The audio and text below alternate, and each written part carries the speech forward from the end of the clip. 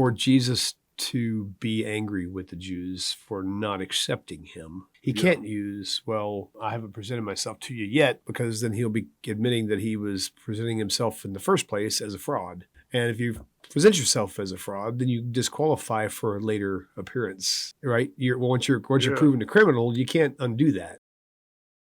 Jesus was forgiving people's sins before he died, which seems counterintuitive to Christianity, you know? Well, so was John the Baptist. He was baptizing for remission of sin. Yep, right. Which means that even John the Baptist didn't think you had to have a blood sacrifice for the forgiveness of sin. The Messiah, to be the Messiah, needs to be anointed by high priest or prophet. And the closest you come in the Gospels is, I think it's Mary Magdalene. So there's no priest, there's no high priest, there's no prophet, there's no nobody who ever decided to anoint Jesus as the Messiah.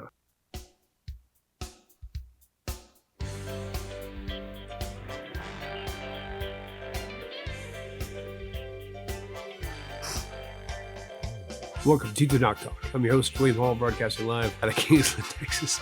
That's funny, I got the wrong button. I'm going to push the button here anyway, just for the heck of it. There it is, that's what I'm trying to click on. With Rabbi Stuart Federow, welcome back, everybody. And I thoroughly messed up that introduction. We'll have it right now. Yeah, there we go. Hot lemon tea, Lisa for Truth says. I'm thinking more of hot lemon tequila might be better. Tequila. Oh man, see, I didn't even change my shirt. That's like, I'm just gonna leave this on for tonight. Oh wait, we both have t-shirts. Be lazy like me. Yeah, that's good. Okay, so for starters, I still have not fixed that. I need to fix my lower third. So for starters, we're going to discuss was Joseph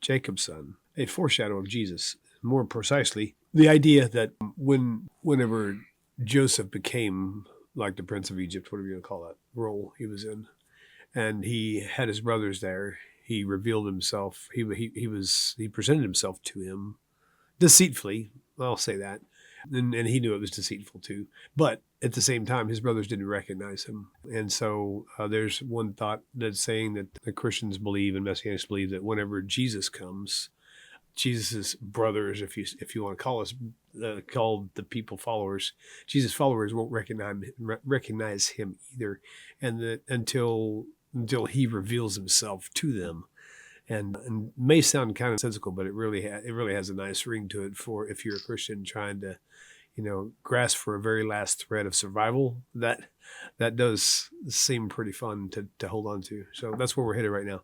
So just let me know. What do you got? Who, me? You're the other one on the show. Oh, okay. All right. I haven't heard this in a long time, but let me tell you something. They've got it reversed, okay? They think that it's I can't think of the word, type, shadow? Yeah, foreshadowing. There's typology? Maybe. No, I can't think, there's a word, I can't think of the word. But they think that the type or shadow or whatever the word is where, like, the brothers don't recognize Jesus until he reveals himself. And the truth of the matter is, he reveals himself and then they don't recognize him. Right. Because he already revealed himself. He already did that. He already revealed himself. He says, I'm number 2 in Egypt. Okay.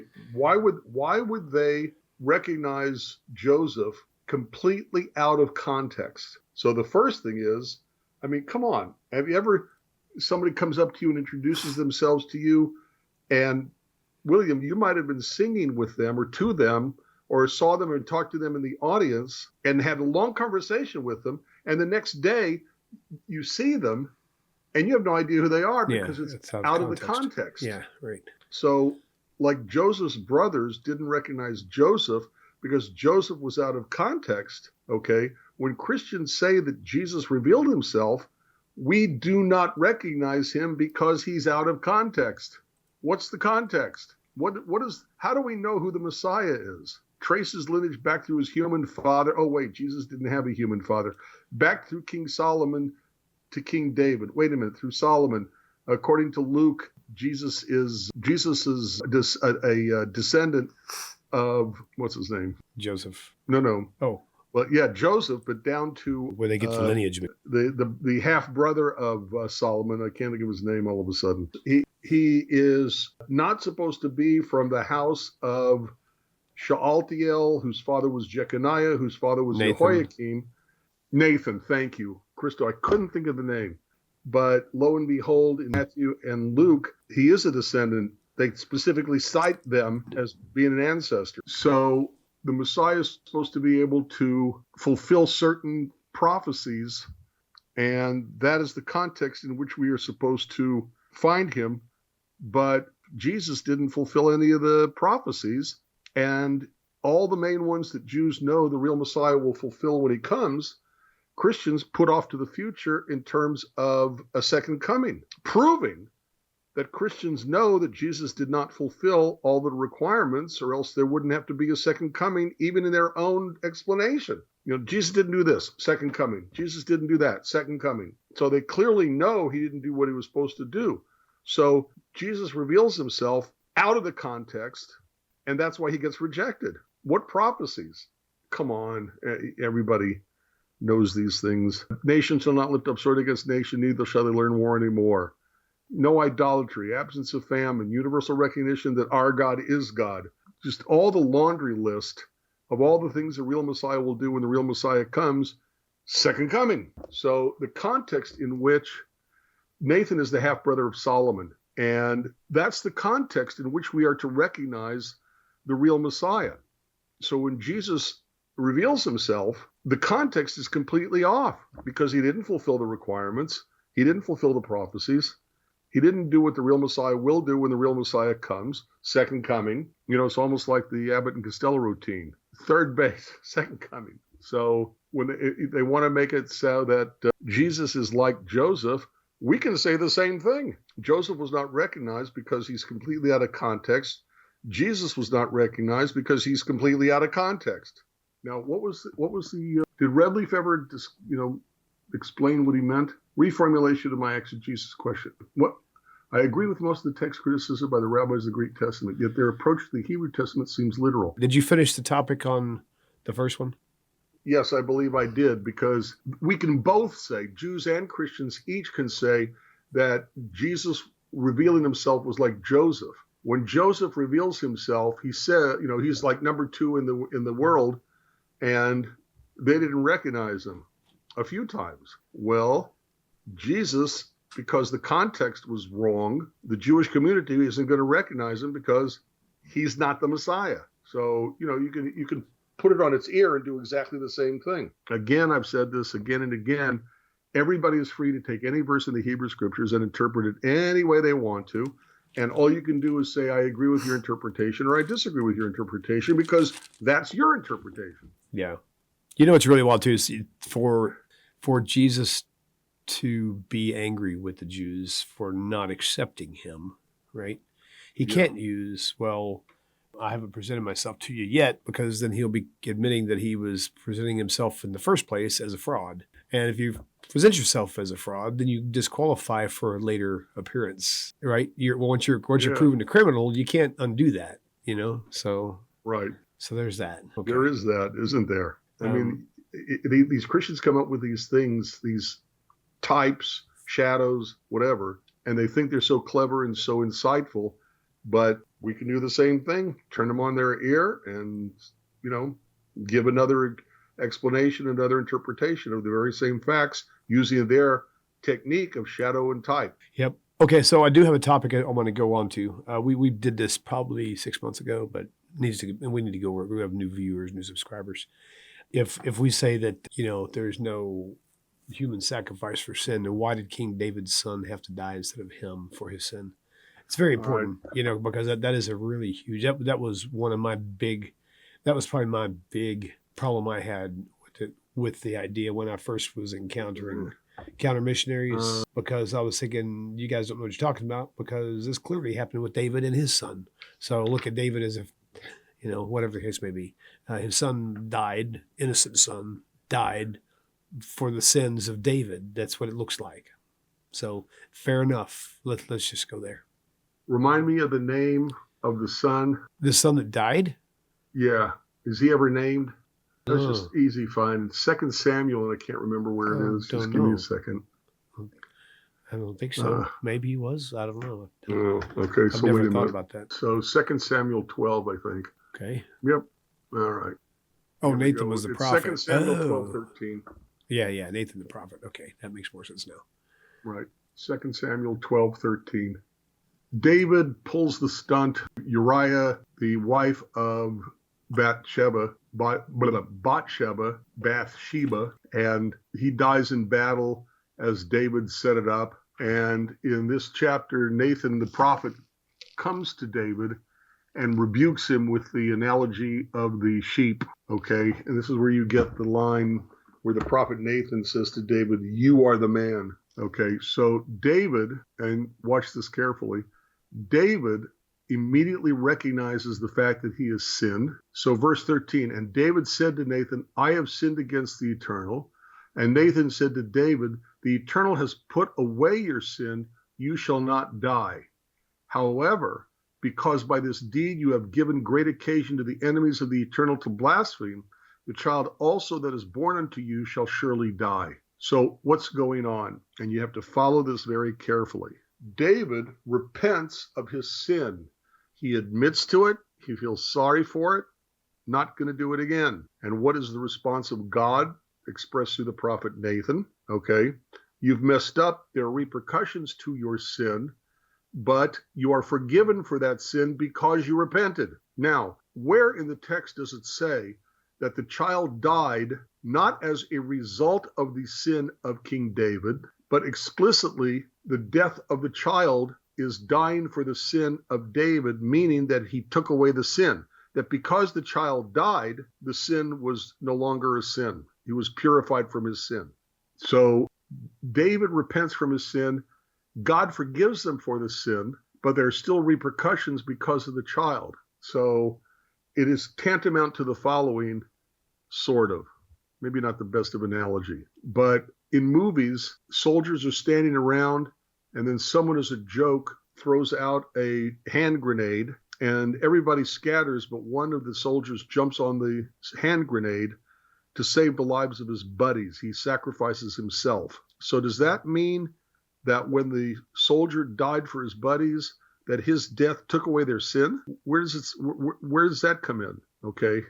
Or my analogy is this generation pollutes and turns the air bad, and the next generation breathes that air, and because it's polluted air, because we polluted it, the next generation breathes it in, gets cancers, and dies because they breathe in the air.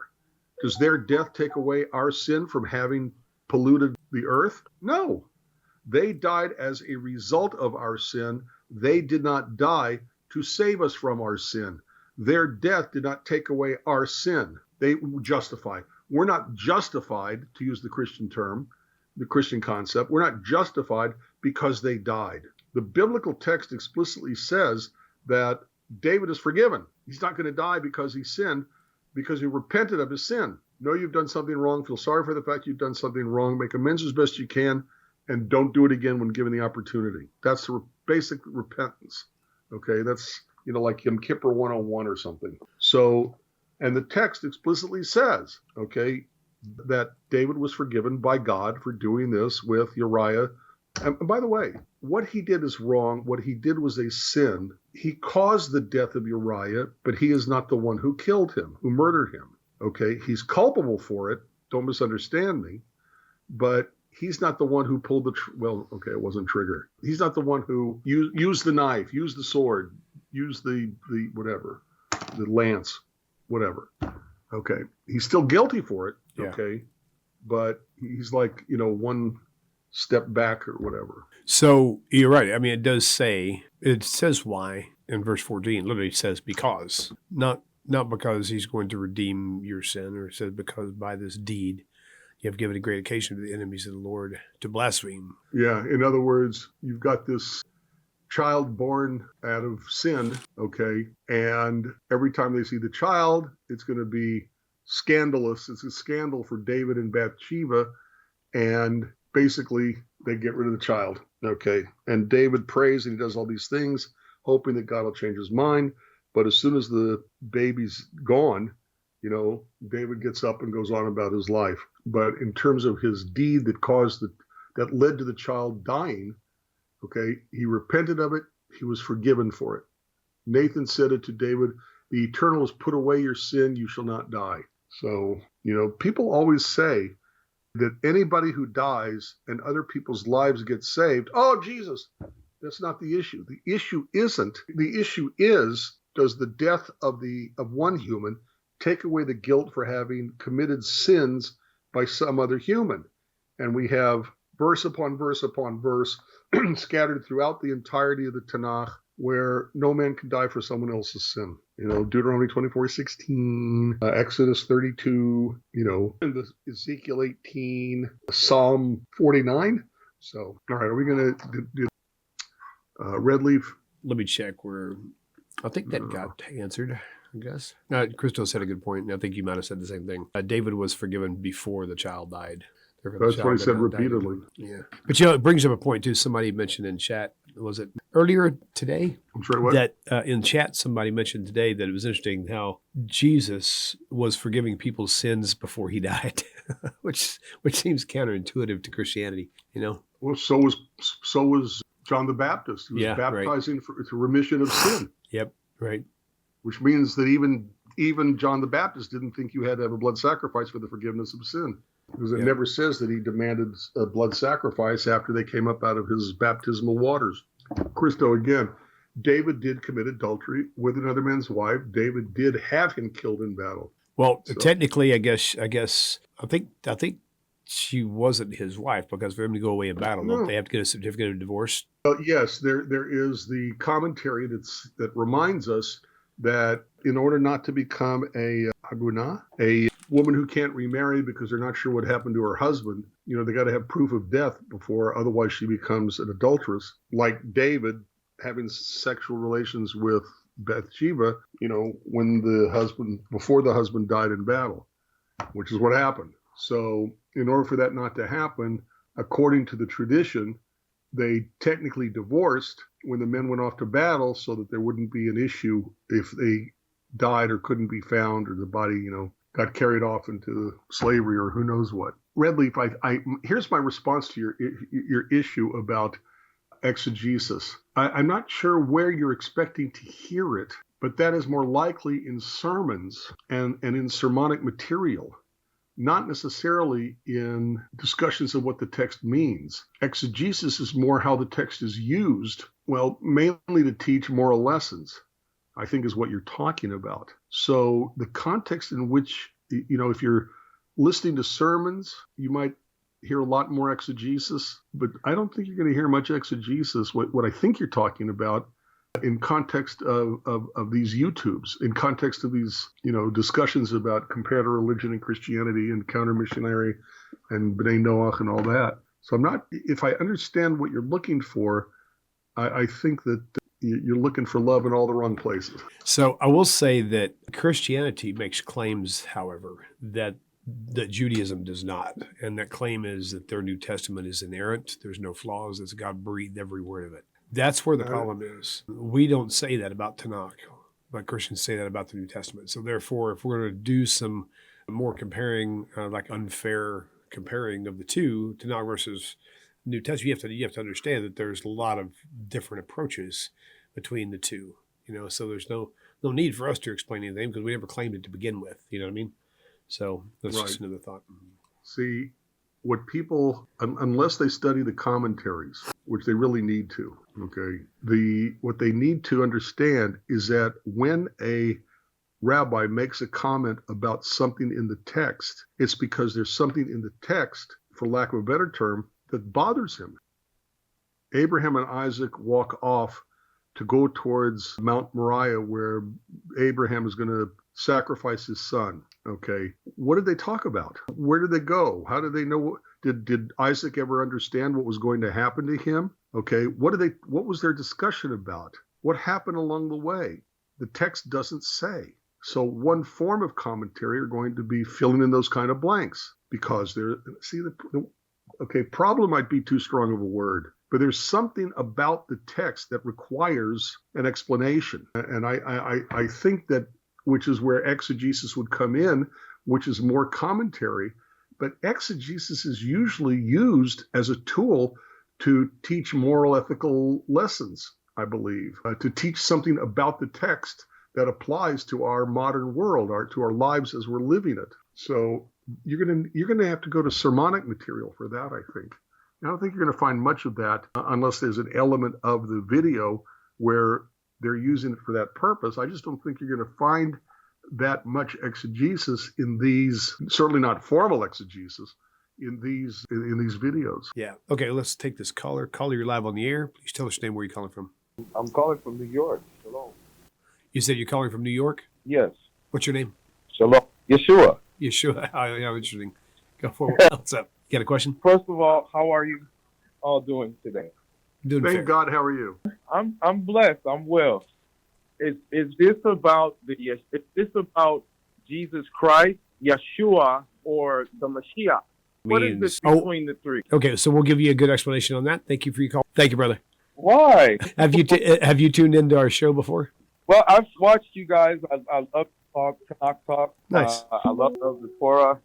You know, like you call it, I call it Torah. Sure. Well, Old Testament. Torah is the first 5 books. TaNaCh is the entire Old Testament. Oh, okay. Thank you. Yeah. In case anybody didn't know that. So real quickly, Wait, William. It was Yeshua, Jesus Christ, and what was the other one? and Messiah. Yeah. Oh, Mashiach. Oh, Yeah. Mashiach. Yeah. So real quickly before you go though, so TaNaCh, the T in TaNaCh stands for Torah, and then the nun or the N sound stands for the prophets, the Nevi'im, and then Ketuvim, T and K, TaNaCh stands for the writings of the kings. So when you say Torah, we say TaNaCh. Now you know exactly why. That is beautiful. Very cool. Very cool. Okay, we'll get on to your question right beautiful. now. Thank you for your call, brother. Thank you. You bet. Going to him now to the answer.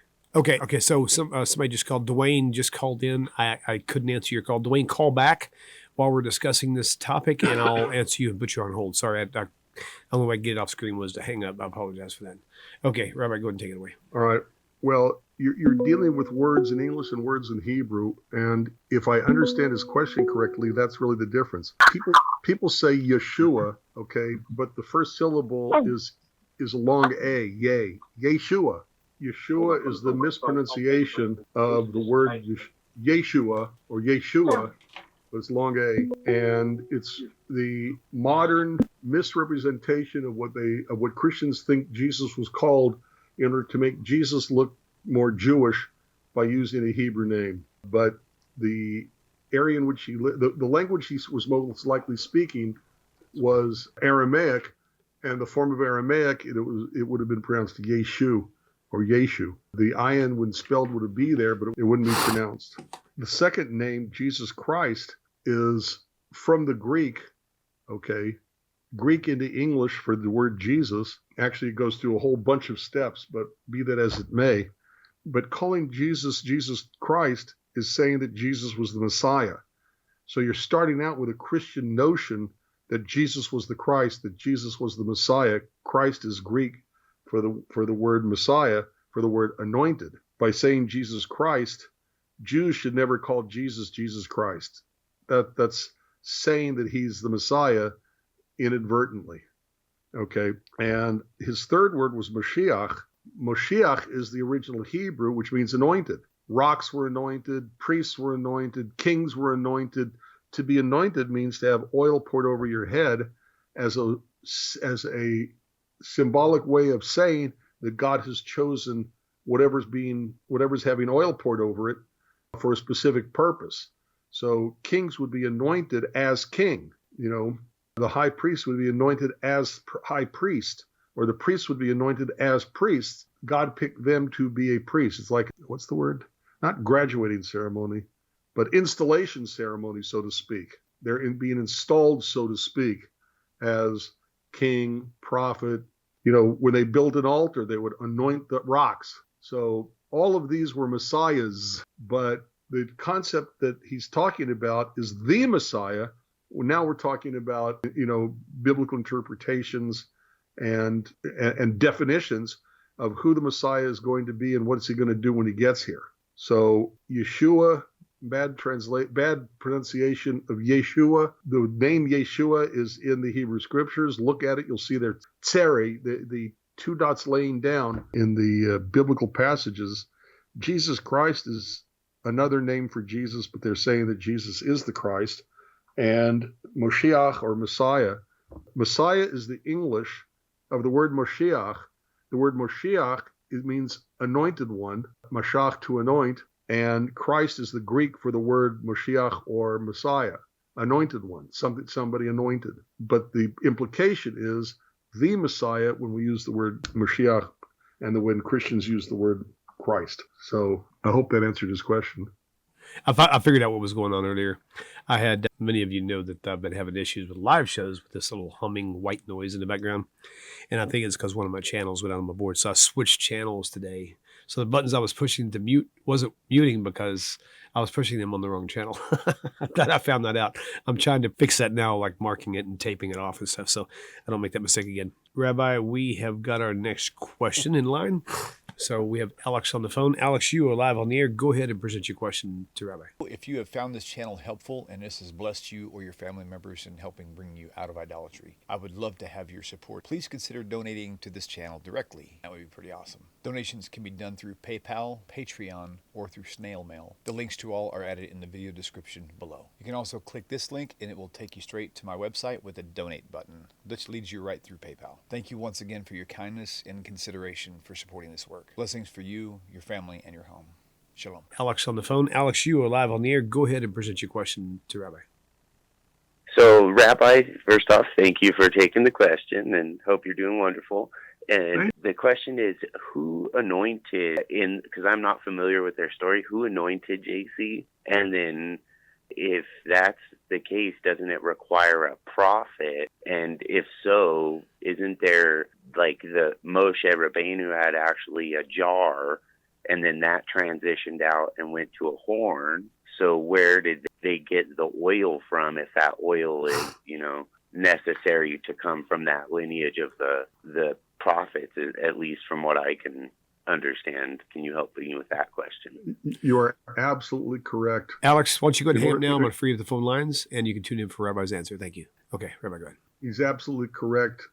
The Messiah, to be the Messiah, needs to be anointed by high priest or prophet. And the closest you come in the narrative in the Gospels is, I think it's Mary Magdalene uses her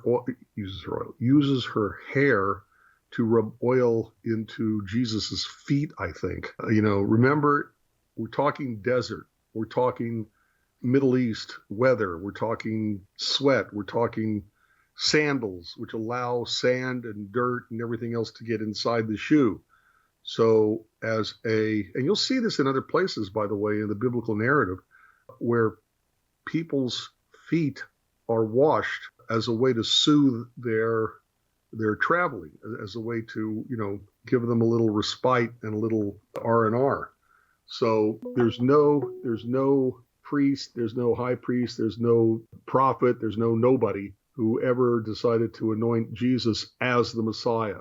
Remember, when you anoint, it's not just a balm for the body. It's a specific ritual, like I said, like an installation, so to speak. Never happened with Jesus. So you're totally correct. Never happened for Jesus. Okay, so I've got the same caller, Yeshua. I call him Joshua. He said he likes that. He wants to know which one we believe in. Which one? Which? Of Jesus. Oh, he's the one. I'm sorry. Yeah. That's good. He's curious. He wants to know what's going on. So, first of all, welcome to the channel for one thing. I'm really glad. I'm really enjoying talking with you. And so, I think I speak for me and probably that right now there's 83 viewers of what's watching right now. Probably about 80 of those, 75 of those are people who used to be Christian and who are no longer Christian, who've left the church for Judaism. So, speaking on behalf of myself and them. Rabbi has never been a Christian, so he didn't have to deal with that. But of all of us here, we don't believe in Yeshua or Jesus as the Messiah or the Mashiach. We do believe in the Messianic figure, but Jesus, aka Yeshua, was not that figure. He never fulfilled any prophecies, not even a single prophecy. So, Rabbi, I want to pass this on to you. Just talk back and forth with this gentleman right here. You don't have to hang up yet if you don't want to. Just sit tight. You can just enjoy the phone conversation. Oh, thank you. Sure. Thank you. You bet. Go ahead. Rabbi? Yes, go ahead. Okay, so thank you for the answer. So you're saying that you don't believe in Jesus, you don't believe in Yeshua because that he didn't fulfill any of the prophecies. So what? Well, no, wait. There's a lot more to it than that. It's not just that he didn't fulfill the prophecy. It's that the foundational beliefs a Christian has to have in order to believe that Jesus was the Messiah, Savior, Son of God, are unbiblical beliefs to hold. So the main issue that we have with Judaism is that we believe that with Christians is that they believe that Jesus is God or the Son of God. Is that correct? Fair to say? Well, I'm not going to speak for Christianity except to correct it and critique it. But apparently, from what you're saying, that is in fact what Christians believe, that Jesus was God and Jews don't. And that he was a dying, saving. And same thing with the Muslims, right? With Islam, they don't believe. That's the same argument with the Christians, is that they don't believe that Jesus was God, but that he was a prophet. And they can believe whatever they want. For Jews and Judaism, Jesus is irrelevant. Jesus is to Jews and Judaism what Buddha is to Christianity and Christians. Irrelevant. Correct. So, right. So to Jews, Jesus is irrelevant, but to the Christians, the Jews killed Jesus. So how do we, rectify that? How do we reconcile that? No. So I'm trying to. My thing is, I want us all to come together as one. The way the Torah, the way the New Testament, the way everything was Hashem intended it to be, was we were all supposed to be in the promised land together. So if I understand you're saying that Jesus didn't fulfill any of the prophecies, so that was what the second coming was for, was to fulfill the prophecies that were spoken of in the TaNaCh. Well, the problem with that is it says in that day, this will take place. In that day, this will take place. Jesus already came once. Technically, he already came twice because he died, was resurrected, and was seen again. So now we're waiting on a third coming. And then when he comes the third time, it'll be a fourth time because he's not going to do it then either. The problem is he's disqualified from being the Messiah because of other reasons as well. But another concept that Rabbi was talking about too is conceptual beliefs that are wrong. Is the Messiah? No one's supposed to worship the Messiah.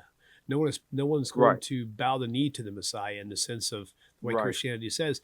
And the Messiah is not going to save you from your sins. That's not what the Messiah's purpose is. In fact, the Messiah is not going to come until after the world repairs itself. Not Jesus. Correct. Jesus is not coming to fix everything. That's also a false belief. You know what I mean? So there's. So can I ask you this? So let me not to cut you off because it's a good point. Because I want to make a good point, and sure. I have a short attention span, so you got to give it to me in increments because I dissect things really, really well. No problem. So let's back up a little bit to, let's say, Jesus and him not fulfilling the prophecies, and he didn't do anything. So him dying for the sins of the world. That's what he came to do, was to die for the sins of the world as a man, as a human being, correct? That he was, because the world was so, in turmoil, like similar to what it is today. And there was nobody, there was no hope, there was nothing, there was no king, no queen, anybody that was ever going to bridge the gap between all of these people. But the Pharisees, the Jews, they had all the commandments, they had all the laws, they had everything. They're really strict. But around them, you have a society that's just Gentile. So you have this Messiah, this person, this Jewish child, this baby that's coming up from this bloodline of David and all these great men. That's another problem. He doesn't come from the bloodline of David. He was born of a virgin, so he does not have a maternal bloodline. He's only got a maternal bloodline, which would be Mary. Well, that's been debated too, that the Immaculate Conception thing. Let's just say, hypothetically speaking, he was Joseph's son. Joseph had sex with Mary, and they really did technically have a child. Let's just say that, or they did it out of wedlock. Something just weird happened, right? All of which would disqualify him. Right. But it wouldn't disqualify him in a sense. It would just disqualify the story that they told us, right? Well, no, it would disqualify him. To push this narrative No, it just qualifies the people the that narrative. that Either done the narrative. you're a Christian and you believe your New Testament, or you don't believe New Testament. You're not really a Christian. In your New Testament, as a Christian, it talks about Jesus being born of a virgin. If he's born of a virgin, he cannot trace his. No, Immaculate Conception is the conception of Mary by Mary's mother. There's not the same thing. Immaculate Conception is the conception of Mary by Mary's mother. Virgin birth is the birth of Jesus by Mary. Okay, that's what I mean. I didn't know that. I thought it was the same thing. That's so the birth of Jesus. Hey, if there's a virgin birth, that means Joseph wasn't his real father. If Joseph wasn't his real father, Jesus cannot trace his lineage back to King David through King Solomon. You have other problems in the lineage of Matthew and Luke, and that is both mentioned the name Shealtiel, the son of Jeconiah. It's part of a cursed line where the prophet says explicitly that no descendant of these Jehoiakim, Jeconiah, or Shealtiel can sit on the throne and rule over Judah in Jeremiah. And then Christianity says that Jesus was a descendant of this cursed line. Plus, in the Gospel of Luke, okay, the Hebrew Scriptures explicitly says that to be the Messiah, you have to be a descendant of David through King Solomon. Except that in the Gospel of Luke, okay, the lineage given there is through Nathan, the half-brother of Solomon, not Solomon. Every one of these elements disqualified Jesus as being the Messiah. We know who the Messiah is. We know what he's supposed to do when he gets here. Christianity has a concept of a second coming. Why? Because they admit Jesus didn't do all the things that the real Messiah was supposed to do, so they invented the idea of a second coming.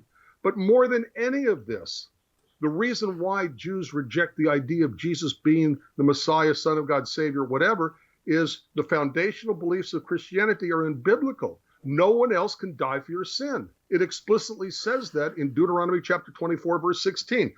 Ish bechet o yumatu. Every man shall be put to death for his own sin. You have this in Exodus 32, where Moses tries to be punished for the sins of the people with the golden calf, and God says, sorry, it doesn't work that way. The one who does the sin is the one who gets the punishment. You also have that in, I think it's Psalm 47, 49, 147, 140, I can't remember where it is. No man can give a ransom for someone else. I mean, Ezekiel 18 talks about it too. Ezekiel 18. And he's a prophet. Verse 20. And the prophet's for the future. So if no man. And I want Rabbi to finish what he was saying first before you finish out your question. I don't want to rush you off the phone either, Joshua, because I want to hear what your question is. You've got me enticed. Good with that. But let's let Rabbi take a few minutes to finish saying what he was going to say, and then I'm going to have you ask your question again, if you don't mind, please. Absolutely. Okay, thank you. All right, Rabbi, go ahead. No, it's okay. Okay, the Bible talks about how there's a distinction to be made between God on one hand and humans on the other. God is God, humans are humans. God does not become humans, can't become God. Okay? For I am God and not a man. Numbers 23:19. What is Numbers 23:19? If God were a man, he'd be a liar because all men lie. And if God became a man, then like all men, God too would be a liar because he'd be a man. Okay? So there's a distinction that, like Hercules, whose mother was human, whose father was Zeus, Christianity comes up with exactly the same scenario where Jesus' mother was human and his father was God. No different. Okay? The idea that we are born sinners, that through no fault of my own, I inherit the guilt from sins committed going all the way back to Adam and Eve. When the Bible explicitly says the fathers will not be put to death for the sins of the children will not be put to death for the sins of the parents. Every man should be put to death for his own sin. Okay? Christianity believes that Jesus was a blood sacrifice, but he was only a human. So Christian belief is based on human sacrifice. Unless you believe God can die, my God can't die, sorry about yours. So if Jesus were God, who did the dying on the cross? Was it Jesus the God? God can't die. Or was it Jesus the human? Well, if it was Jesus the human, the basis of all Christian theology is human sacrifice. And what does God say about human sacrifice? He calls it an abomination and something he hates. Oh, wait, he changed his mind. No, he didn't. Okay. The basic foundational beliefs of Christianity are unbiblical at their base. And that's the real reason why Jews reject Jesus as the Messiah. As I say in my book, you may want to get my book and read through it. The real reasons why Jews don't believe in Jesus. Okay. So, So, Rabbi, can he go ahead? Wait, one more thing. You talked about how we're supposed to be in the land together. No, we're not. God gave the land to the Jewish people. There's no such thing as grafted in. Christians don't get the land. Jews get the land. Christians aren't Jews. And if a Jew converts to Christianity, well, let's just say there's a dispute. So the idea that we're supposed to be in the land together, well, how very Christian that is. Okay. So you said other things, but I didn't write them down. Okay, Rabbi, let's go ahead and let him present his question now, and then you can address that one also. Okay. Yep. Okay, Joshua, go ahead, sir. Well, that's a lot to address. That is really a lot to address. But only thing I can think of is to take it the way the Spirit is leading me is to take it to Scripture in Isaiah 11, the peaceful kingdom. I don't know. Do you have Isaiah 11? Do you have Isaiah in Hebrew? Okay. So I don't know if you read it in Hebrew or English. I'm just going to spill it out. You gave him some time, so I would just like a little bit of time, and then let me put it up on the screen before you go. Let me go ahead and put that on the screen in the Hebrew. Okay. I have the Hebrew and English together. So Isaiah chapter 11, you said? Yes. Okay, give me just a moment to. So you read and understand biblical Hebrew? No, I don't. I wish I did. I blame that on Martin Luther King. Yeah, you can say that. Okay, do you have a verse? What verse in mind do you have, sir? So we're going to start from 11, chapter 11, just from the top, the royal line of David. Okay, let me make this on the full screen here. Give me a second here. I'm going to make an adjustment on the screen size so it can all be read at the same time. Bear with me. Okay. Thank you. Almost there. I'm not looking at the screen or anything. I'm just looking at my scripture. So I'm letting you do all that. For the sake of Rabbi, he reads Hebrew very much better than I do. So thank you. Okay, so give it about 6 or 7 seconds, and it'll show up on his side where you can see what I've got posted. And then Rabbi, you'll have to tell me if I've got it large enough. All right. I can pull it up on my own computer. It's fine. Okay. I'll just play it back. That's okay. All right, you can go ahead, Joshua, with your reading if you want to. Okay, so I'm going to read it in English. It's just in the Good News Bible. I actually received this Bible. I carried it around. I brought it back. I took it to Israel with me in April, actually, when I went out there. Me. Okay. She's volunteer. All right, so anyways, the peaceful kingdom, Isaiah chapter 11. The royal line of David is like a tree that has been cut down, but just sprout from a stump, so a new king will arise from among David's descendants. The Spirit of the Lord will give him wisdom and the knowledge and skill to rule his people. He will know the Lord's will and honor him and find pleasure in obeying him. He will not judge by appearance or hearsay. He will judge the poor fairly and defend the rights of the helpless. At his command, the people will be punished and evil persons will die. He will rule his people with justice and integrity. Wolves and sheep will live together in peace, and leopards will lie down with young goats. Calves and lion cubs will feed together, and little children will take care of them. Cows and bears will eat together, and their calves and cubs will lie down in peace. Lions will eat straw as cattle do, and even a baby will not be harmed if it plays near a poisonous snake. Yehoshua, can I ask you a quick question? Has any of this happened yet? No. Okay, so Jesus already came. It was if this was true, it was supposed to happen while he was here, not a second time around, but while he was here. You don't find anywhere in TaNaCh an idea of a second coming. It doesn't exist. That's totally Christological. Okay.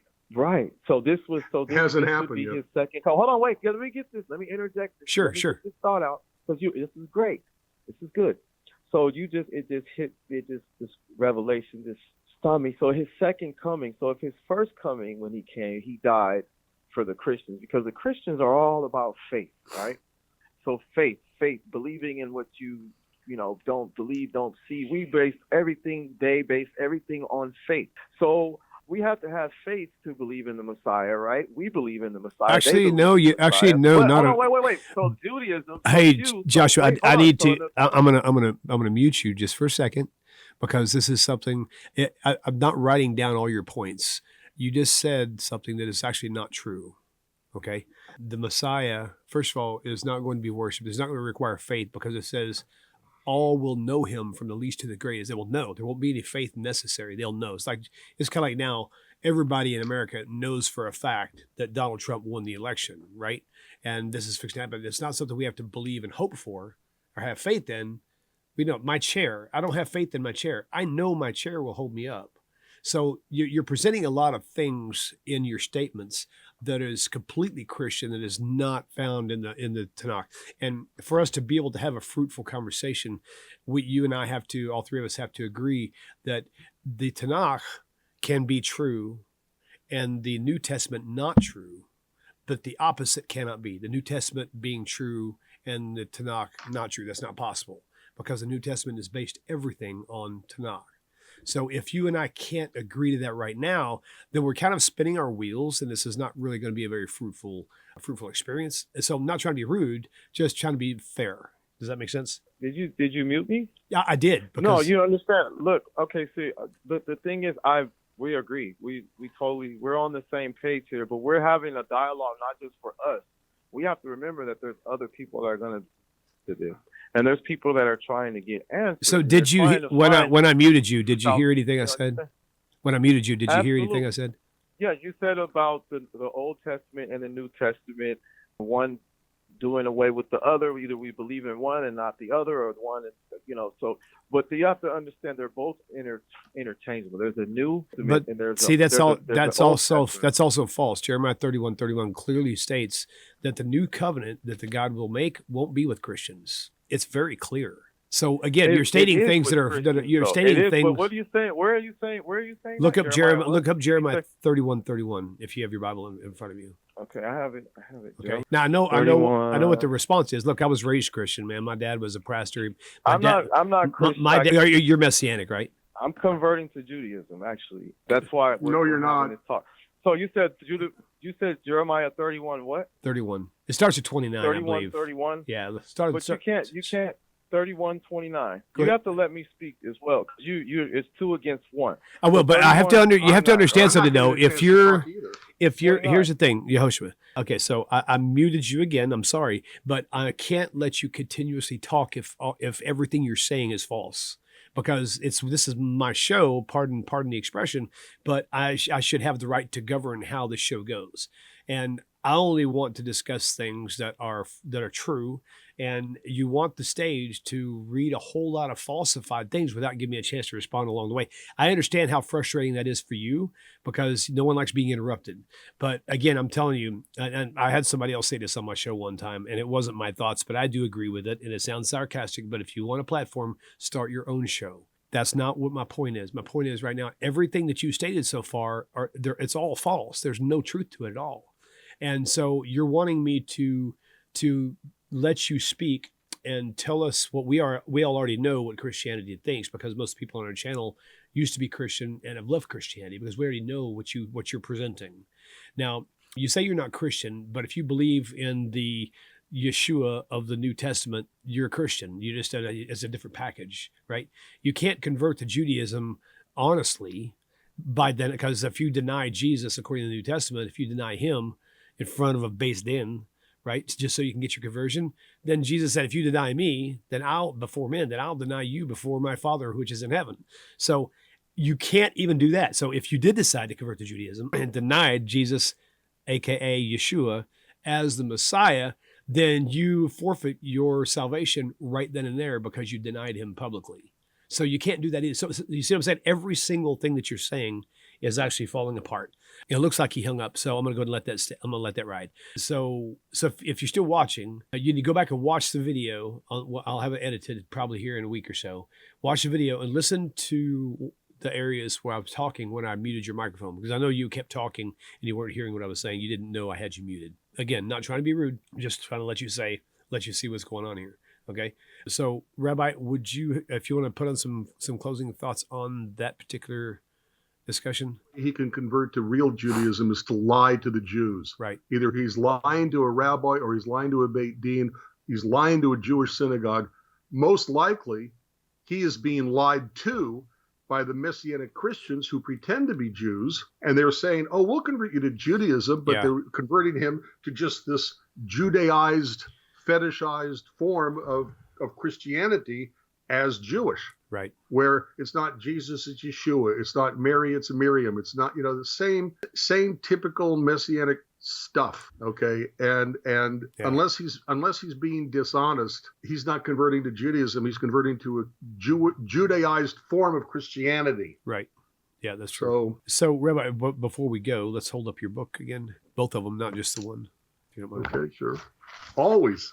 There you go. The real reasons why Jews do not believe in Jesus, Judaism and Christianity, a contrast, available in 3 different languages. Yep. And soon to be 2 more. And also, don't forget about the Hebrew Jumpstart video. I don't know, it's probably close to 1 million views now, probably at least 800,000, I'm thinking. No, it's about 950,000. Oh, it's almost 1 million views. That's cool. Nice. Oh, it'll take 3 or 4 more months before it's a million.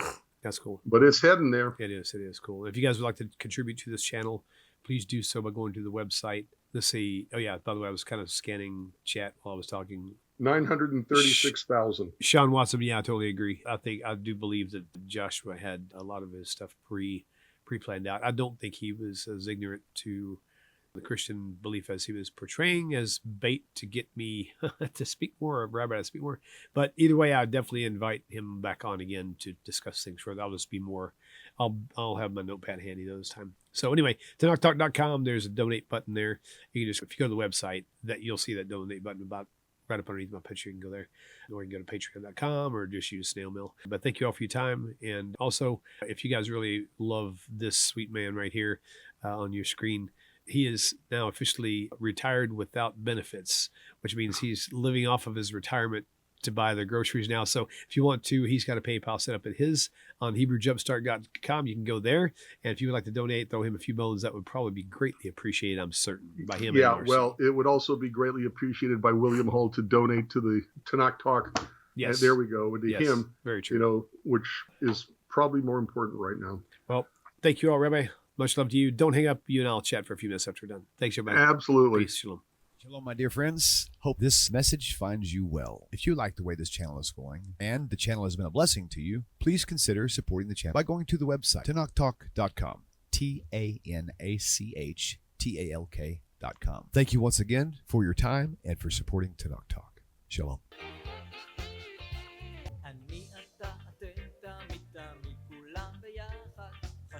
חשוב והכרחי להיות ביחד. איפוק זו העוצמה, ויתור זו הגדולה, השאיפה